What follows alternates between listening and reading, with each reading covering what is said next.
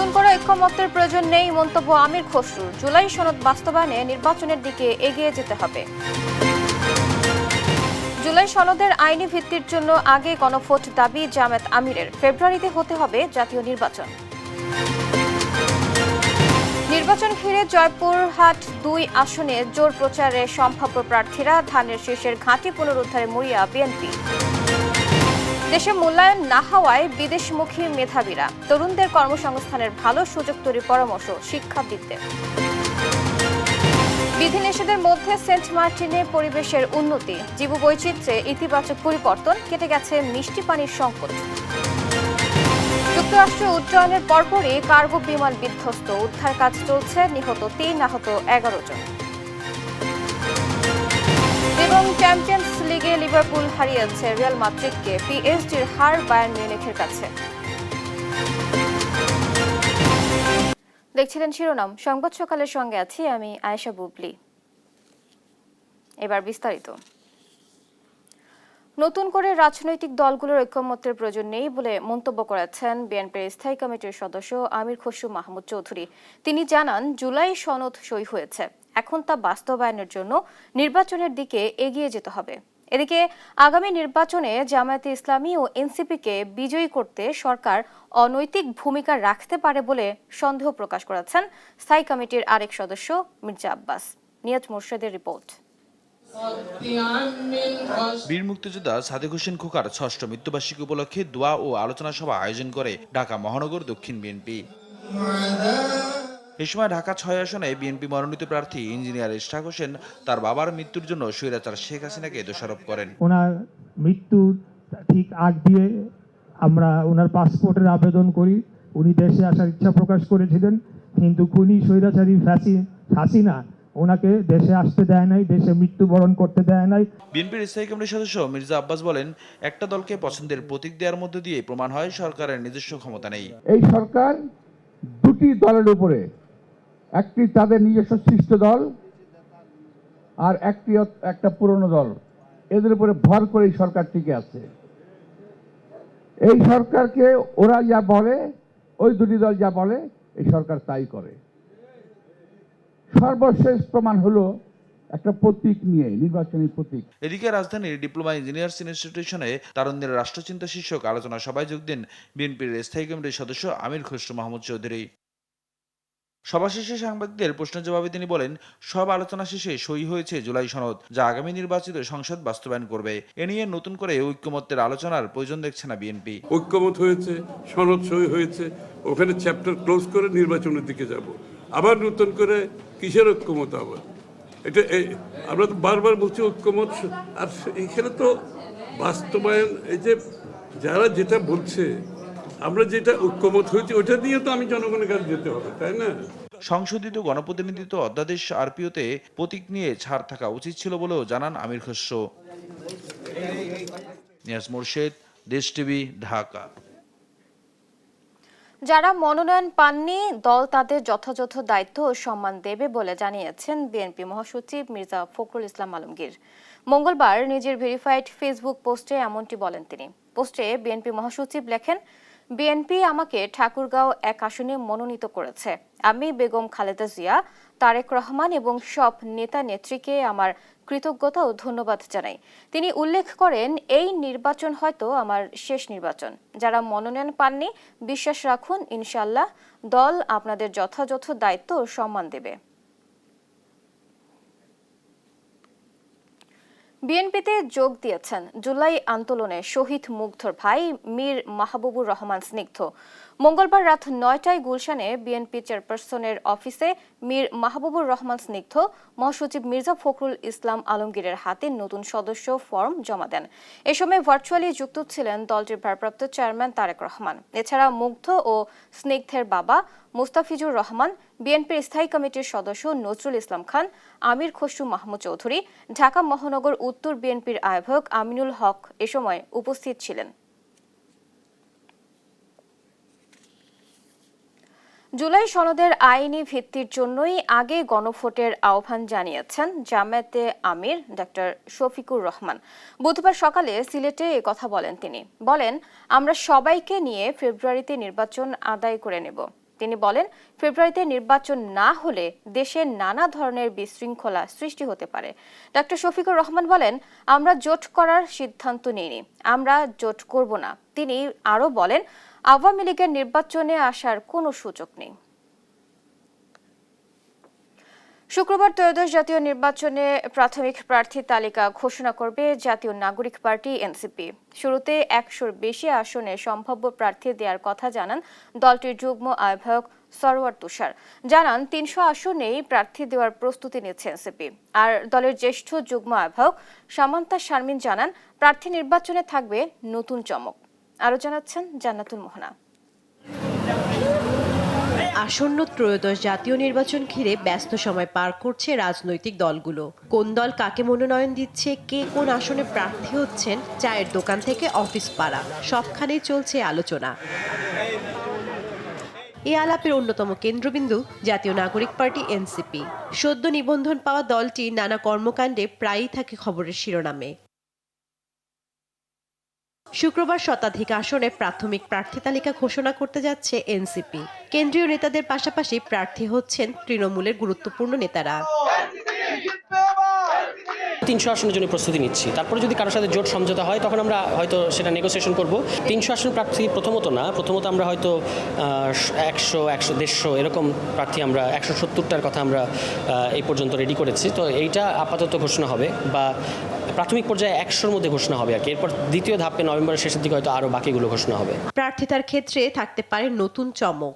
চাই যে আমাদের এবার প্রার্থী তালিকায় রিকশাওয়ালারাও থাকুক, একদম অরিজিনাল যারা অ্যাকচুয়ালি রিকশা চালান তারাও থাকুক, এবং মানে শ্রমিক কৃষক এই মেহনতি মানুষের একটা ছাপ যাতে থাকে আমাদের প্রার্থী তালিকায়।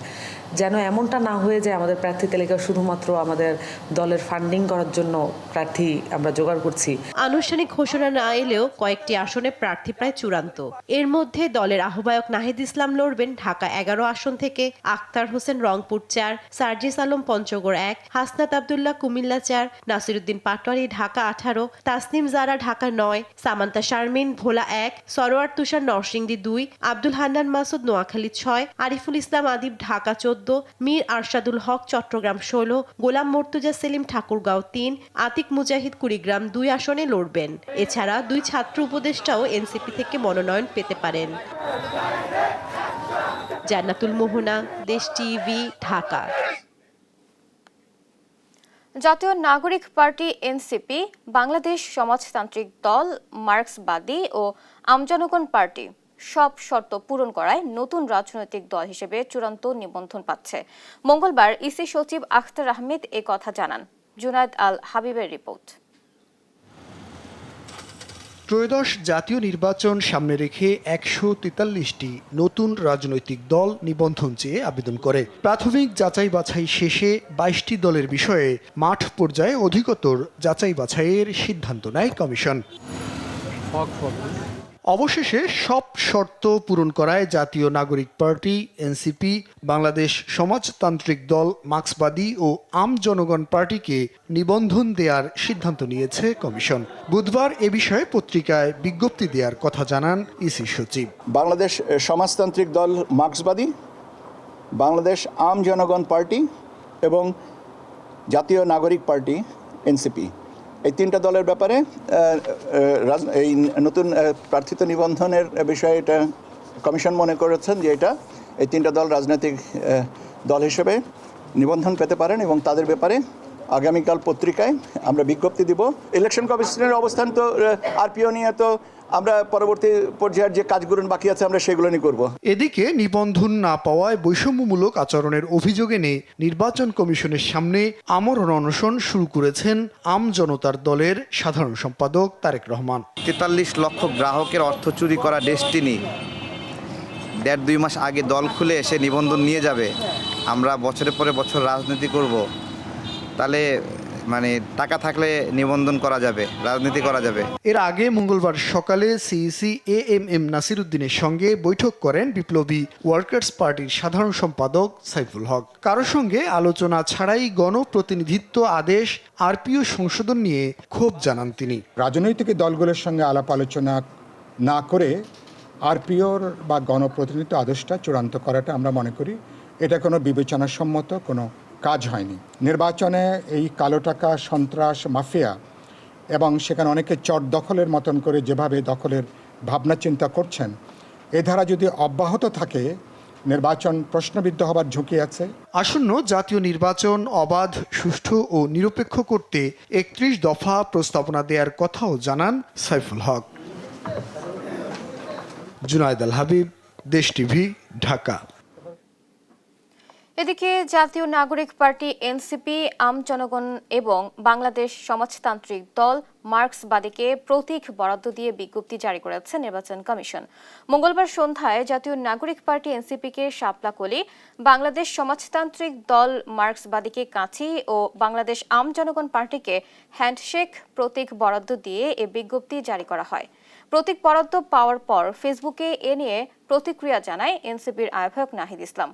এ সময় তিনি জানান, আগামী জাতীয় সংসদ নির্বাচনে ৩০০ আসনেই প্রার্থী দিবে এনসিপি।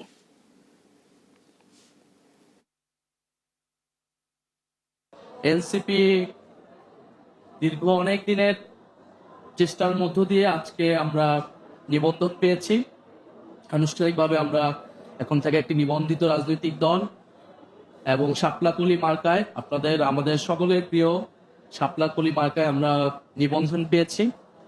এই নিবন্ধন পাওয়ার পিছে জাতীয় নাগরিক পার্টির কেন্দ্রীয় এবং তৃণমূলের বিভিন্ন স্তরের নেতাকর্মীরা অক্লান্ত পরিশ্রম করেছেন এতটা দিন।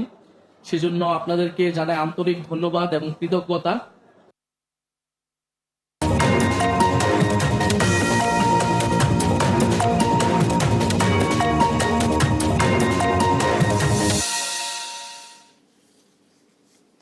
নির্বাচন ঘিরে জয়পুরহাট ২ আসনে জোর প্রচার চালাচ্ছেন বিএনপি জামায়াতের সম্ভাব্য প্রার্থীরা। ধানের শীষের ঘাঁটি হিসেবে পরিচিত আসনটি পুনরুদ্ধারে মরিয়া বিএনপি। তাদের চ্যালেঞ্জ জানাতে প্রস্তুত জামায়াত। নিজেদের মতো প্রস্তুতি নিচ্ছে অন্য দলগুলো। সুষ্ঠু নির্বাচন চান ভোটাররা। রেজাউল করিম রেজার রিপোর্ট জানাচ্ছেন ফারজানা আফরোজ টুম্পা। কালাই, খেতলাল ও আক্কেলপুর উপজেলা নিয়ে গঠিত জয়পুরহাট ২ আসন। এ আসনে প্রার্থীদের মিটিং, মিছিল, সমাবেশ, লিফলেট বিতরণ, পথসভায় পুরো এলাকায় বইছে নির্বাচনী হাওয়া। আসনটি পুনরুদ্ধারে ৩১ দফা নিয়ে মাঠ দাপিয়ে বেড়াচ্ছেন বিএনপির নেতাকর্মীরা। হ্যাভিওয়েট কয়েকজন মনোনয়ন প্রত্যাশীকে পেছনে ফেলে ধানের শীষের কাণ্ডারি হচ্ছেন সাবেক সচিব আব্দুল বারী। নেতাকর্মীদের সঙ্গে মত বিনিময় আর গণসংযোগ করে জনসমর্থন আদায় করেছেন তিনি। যেহেতু এটি কৃষি নির্ভরশীল একটি এলাকা, কৃষকদের উন্নয়নের জন্য কৃষি উপকরণগুলো সহজলভ্য হয়, যে সুযোগ সুবিধাগুলো সরকার থেকে আসে ১০০ ভাগ যেন নাগরিকদের কাছে পৌঁছানো যায়। রাস্তাঘাটের উন্নয়ন, শিক্ষার উন্নয়ন, স্বাস্থ্য হাসপাতালগুলোকে কার্যকর করা, সরকারি অফিসগুলোকে ফাংশনিং করা, যাতে দুর্নীতিমুক্ত পরিবেশে মানুষ অফিসগুলো থেকে সেবা পেতে পারে। তবে ভোটের মাঠে তাকে চ্যালেঞ্জ জানাতে প্রস্তুত জামাতে ইসলামী। নেতাকর্মীদের নিয়ে তৎপরতা চালিয়ে যাচ্ছেন দলটির সহকারী সেক্রেটারি এস.এম. রাশেদুল ইসলাম সবুজ। ভোটারদের দাঁড়ে দাঁড়ে গিয়ে দিচ্ছেন নানা প্রতিশ্রুতি। আমরা দাবি করছি উভয় কক্ষেই পেয়ার পদ্ধতিতে নির্বাচন হতে হবে। এ বিষয়ে আমরা আন্দোলন করছি, জনমত যাচাই হচ্ছে, জরিপ হচ্ছে, জনগণের সাথে আমরা আছি, জনগণের সাড়া রয়েছে। তবে এটা জাতীয় সিদ্ধান্তের ব্যাপার। সিদ্ধান্ত যাই হোক, আমরা নির্বাচনমুখী সংগঠন, আমরা নির্বাচনে আছি। আগামী দিনে জনগণ আমার সাথে আছে, আমি বিজয়ী হব ইনশাআল্লাহ। এ আসনে জাতীয় পার্টির দৃশ্যমান কার্যক্রম না থাকলেও এনসিপি, ইসলামী আন্দোলন, গণ অধিকার পরিষদ, এবি পার্টি, খেলাফত মজলিসের মতো দলগুলো প্রস্তুতি নিচ্ছে নিজেদের মতো করে। আমাদের পিআর সিস্টেম নির্বাচনের দাবি অব্যাহত আছে। ইনশাআল্লাহ কেন্দ্র সিদ্ধান্ত নেবে যে পিআর সিস্টেম নির্বাচনের দাবি কিভাবে বাস্তবায়িত করা যায়। যদি আগামী নির্বাচনে বিজয় অর্জন করতে পারি তো ইনশাআল্লাহ জনগণের সর্বময় অধিকারকে তাদের ঘরে ঘরে ইনশাআল্লাহ পৌঁছে দিব। এখন পর্যন্ত প্রার্থী চূড়ান্ত হয়নি। আমাদের উপজেলা কমিটিগুলো নির্ধারণ হওয়ার পরে কেন্দ্রীয় সংগঠনের নির্দেশনা মোতাবেক প্রার্থী চূড়ান্ত হবে এবং আনুষ্ঠানিকভাবে নির্বাচনী প্রচার প্রচারণা শুরু হবে ইনশাআল্লাহ। এদিকে ভোটাররা চাচ্ছেন সুষ্ঠু ও গ্রহণযোগ্য নির্বাচন। শত যোগ্য প্রার্থী বেছে নেওয়ার কথা জানান তারা। আমরা পিআই প্রতিযোগিতা তো বুঝি না, যেই জায়গার এমপি সেই জায়গায় আমরা ভোট দেব। যাক ভালো মনে করবো তাকে আমরা ভোট দেব। অটো ভ্যান চলে খাই, আমরা সব জিনিসের দাম যেন কম পাই। জয়পুরহাট ২ আসনে মোট ভোটার ৩,৪৭,৮৮৫ জন। ফারজানা আফরোজ টুম্পা, নিউজ ডেস্ক, দেশ TV.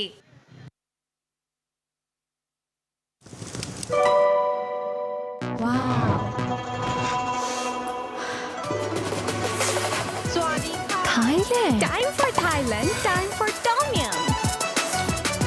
Introducing Doodles. Tom Yum Shrimp Noodles. Doodles খান নাই তো নুডলসই খান নাই। দেখছেন সংবাদ সকাল। দেশে মেধার যথাযথ মূল্যায়ন না হওয়া, উচ্চতর গবেষণার সুযোগের স্বল্পতা সহ নানা কারণেই বিদেশমুখী হচ্ছেন দেশের মেধাবীরা। এর পেছনে বরাবরের মতোই কর্মসংস্থানের স্বল্পতার কথাও জানান তরুণ মেধাবীরা। শিক্ষাবিদরা বলছেন, বিদেশে উচ্চ শিক্ষা শেষে তরুণরা যেন দেশে তাদের মেধাকে কাজে লাগাতে পারে সে সুযোগ তৈরি করতে হবে। মুক্তা মাহমুদের প্রতিবেদন। ঢাকা বিশ্ববিদ্যালয়ে রাষ্ট্রবিজ্ঞান বিভাগের দ্বিতীয় বর্ষে পড়েন জান্নাত। তার কাছে জানতে চাওয়া হয় পড়ালেখা শেষে তার ইচ্ছের কথা। ঝটপট উত্তর, থাকতে চান না দেশে। কেন থাকতে চান না তার ব্যাখ্যাও আছে তরুণ এই শিক্ষার্থীর। রিসার্চের ক্ষেত্রে আমাদের যে সাপোর্ট বা অ্যাভেলেবিলিটি স্কেল সোপ সব কিছুই হচ্ছে খুবই সারফেস লেভেলে। দিন শেষে একটা সার্টিফিকেট হচ্ছে ঢাকা ভার্সিটি লেখা, এটাই হচ্ছে মানে মূলত পাওয়া। এছাড়া যদি ভিতরে আর ঢুকে দেখা হয় তাহলে সেক্ষেত্রে হচ্ছে বলবো যে ইনসাইডের সিস্টেমটা খুবই ব্রোকেন, যেটার কারণে বাহিরে গেলে আই ফিল লাইক আমার ব্যাকগ্রাউন্ড থেকে বা আমার এই ফিল্ড থেকে আমি অনেক বেশি এক্সপ্যান্ডেড অপরচুনিটি পাবো, আর সেটা দিয়ে হোপফুলি ক্যারিয়ারেও এটা অনেক বড় একটা সাপোর্ট হিসেবে কাজ করবে। জান্নাতের সুরেই কথা বলেছেন তার আরো দুই বন্ধু।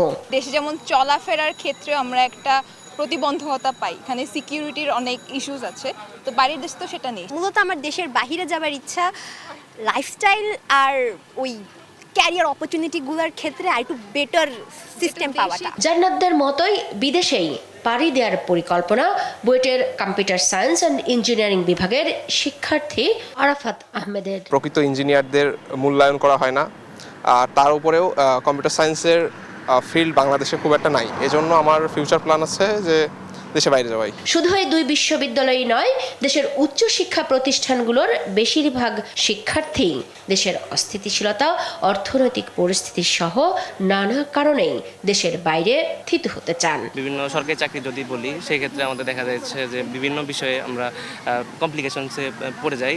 মাঝে মাঝে দেখা যায় যে বিভিন্ন মন্ত্রী এমপি যারা আছে তাদের বিভিন্ন সুপারিশের মাধ্যমে চাকরি বাকরি হয়, সেগুলোতে আমার কোনো আগ্রহ বা কোনো ধরনের সুপারিশ নেওয়ার মতো কোনো জায়গা আমার নাই। এই কারণটাতে আমি চিন্তা করতেছি যে বাইরে গেলে সেটা আমার ক্যারিয়ারের জন্য খুব বেশি ভালো হবে।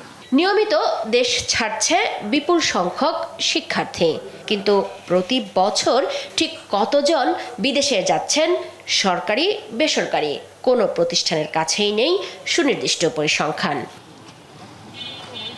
শিক্ষাবিদরা বলছেন, বিদেশে উচ্চ শিক্ষার জন্য যাওয়া দেশের জন্য ইতিবাচক, তবে শিক্ষার্থীরা যাতে পড়ালেখা শেষে দেশে ফিরে আসে, দেশে সে ব্যবস্থা ও পরিবেশ তৈরি করতে হবে। তারা খুবই ইমোশনালি অ্যাটাচড।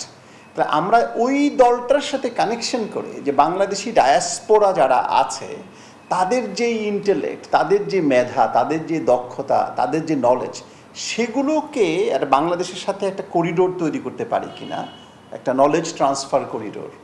তারা এই দেশে আসবে, তাদের নলেজ দেবে, বিনিয়োগ করবে, তখন না হয় আমরা আগাতে পারব। যারা পড়তে যাচ্ছেন তাদের বৈশ্বিক জ্ঞান দেশের কাজে লাগাতে পারলে ব্রেন ড্রেইন না হয়ে বিপরীতটাই ঘটবে বলে মনে করেন শিক্ষাবিদরা।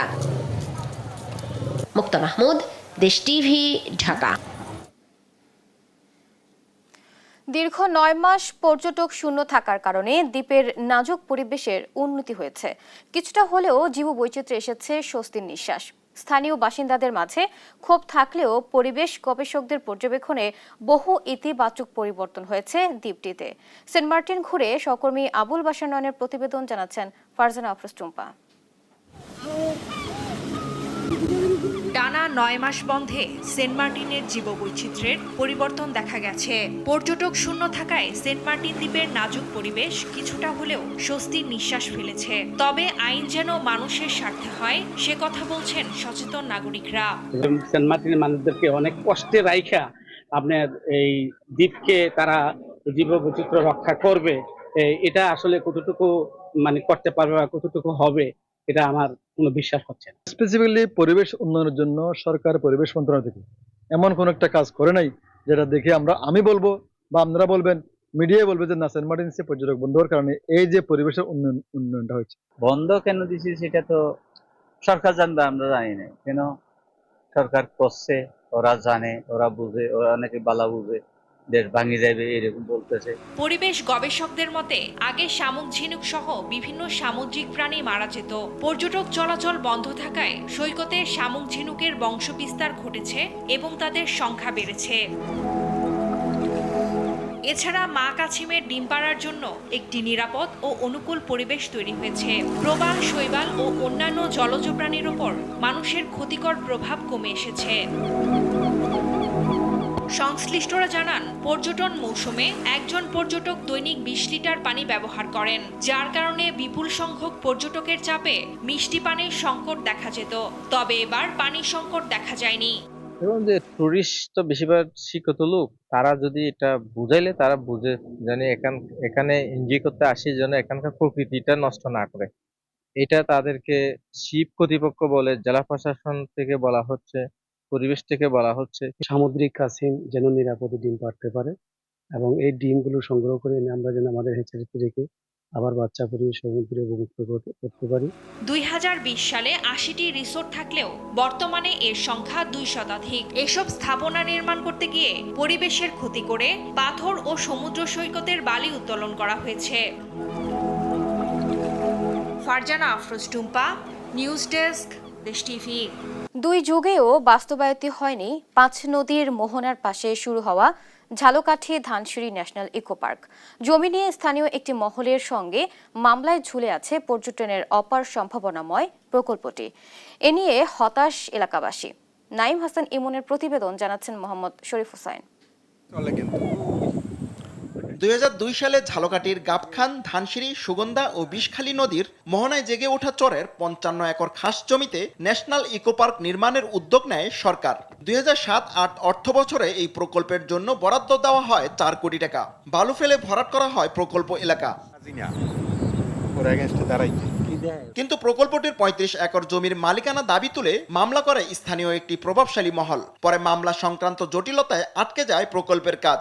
দীর্ঘ সময়ও ইকো পার্ক প্রকল্প বাস্তবায়ন না হয় ক্ষুব্ধ স্থানীয়রা। এখানে ইকো পার্ক বাস্তবায়ন করা, ইকো পার্কটি বাস্তবায়ন হলে এখানে যেমন মানুষের কর্মসংস্থান হবে। নামে একটা পার্ক হয়ে গেছে, পার্কের যে সুযোগ সুবিধা এখানে কিছুই নাই। পার্কের কোনো সৌন্দর্য নাই বিধায় বা সামাজিকভাবে ঘুরতে পারি না আমরা। এখানে একটি সুন্দর ঝালকাঠিবাসীর একটা সুন্দর একটি ইকো পার্ক হবে। জটিলতার কথা স্বীকার করে জেলা প্রশাসক বলেন, মামলা নিষ্পত্তি হলে দ্রুতই প্রয়োজনীয় স্থাপনা নির্মাণ করা হবে। মামলাটি নিষ্পত্তি হলে আমরা জেলা প্রশাসন থেকে কয়েকটি ডেভেলপ করার জন্য প্রয়োজনীয় ব্যবস্থা গ্রহণ করতে পারবো এবং প্রয়োজনীয় ব্যবস্থা গৃহীত হলে এই জেলায় পর্যটকদের আগমন বৃদ্ধি পাবে, যা এই জেলার আর্থিক কর্মকাণ্ডকে বেগবান করবে। প্রাকৃতিক সৌন্দর্যে ঘেরা স্থানটিতে প্রকল্প বাস্তবায়িত হলে স্থানীয়রা পাবে এক আধুনিক সুযোগ সুবিধার পর্যটন ও বিনোদন কেন্দ্র। তৈরি হবে হাজারো মানুষের কর্মসংস্থান।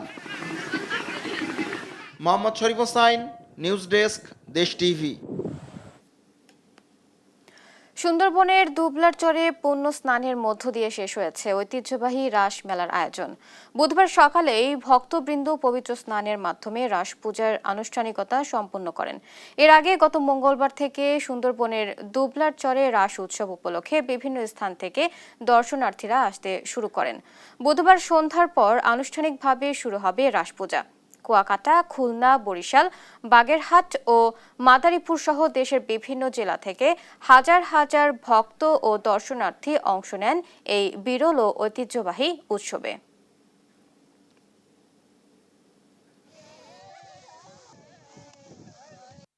শারীরিক সমস্যার জন্য প্রার্থনা করেছি ঠাকুরের কাছে, সবাই সব প্রার্থনা পূর্ণ করো। পূজা এসে খুব ভালো লাগলো, প্রার্থনা করলাম আমার স্বামী সন্তান সুস্থ থাকুক সেই কামনা করলাম ঠাকুরের কাছে। প্রার্থনা ঠাকুরের কাছে আর কি থাকে, সবার মঙ্গলের প্রার্থনাই প্রার্থনা। ঠাকুরের কাছে প্রার্থনা করলাম সবাইকে ভালো রাখো, সুস্থ রাখো, সবাই ভালোভাবে। রাস উৎসবের পূর্ণ স্নান শেষ হয়েছে। সমুদ্র পাড়ে এখনো রয়েছে উৎসব আমেজ। বিস্তারিত জানাতে কুয়াকাটা থেকে যুক্ত হচ্ছেন সহকর্মী শাহাবুদ্দিন শিহাব। শিহাব, এই মুহূর্তের পরিস্থিতি কেমন আমাদের জানাবেন? ধন্যবাদ বুবলি।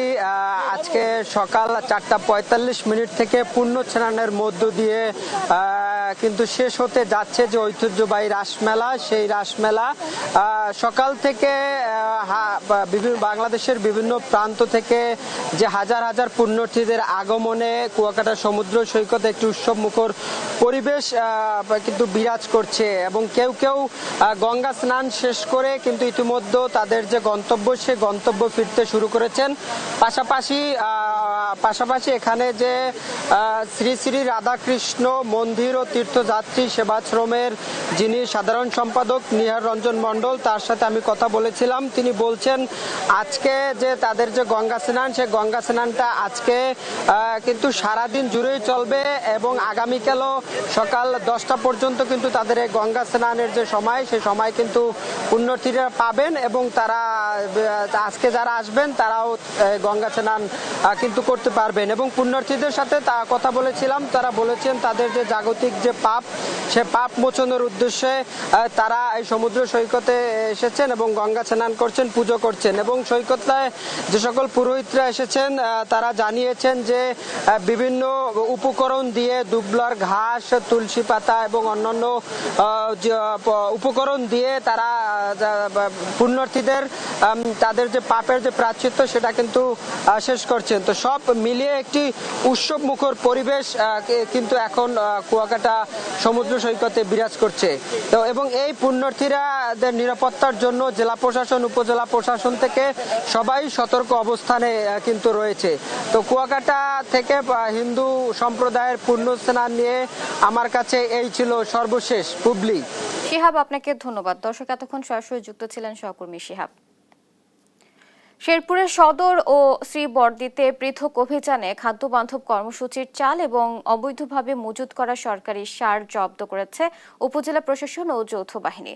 মঙ্গলবার রাতে সদর উপজেলার নবীনগর এলাকার ওয়াজকুরুনি রাইস মিল থেকে ৩,৮৪০ কেজি পুষ্টি চাল জব্দ করা হয়। শেরপুর ইউনিয়ন পরিষদ থেকে অবৈধভাবে বিক্রির উদ্দেশ্যে চালগুলো মিলটিতে পাচার হচ্ছিল বলে জানায় পুলিশ।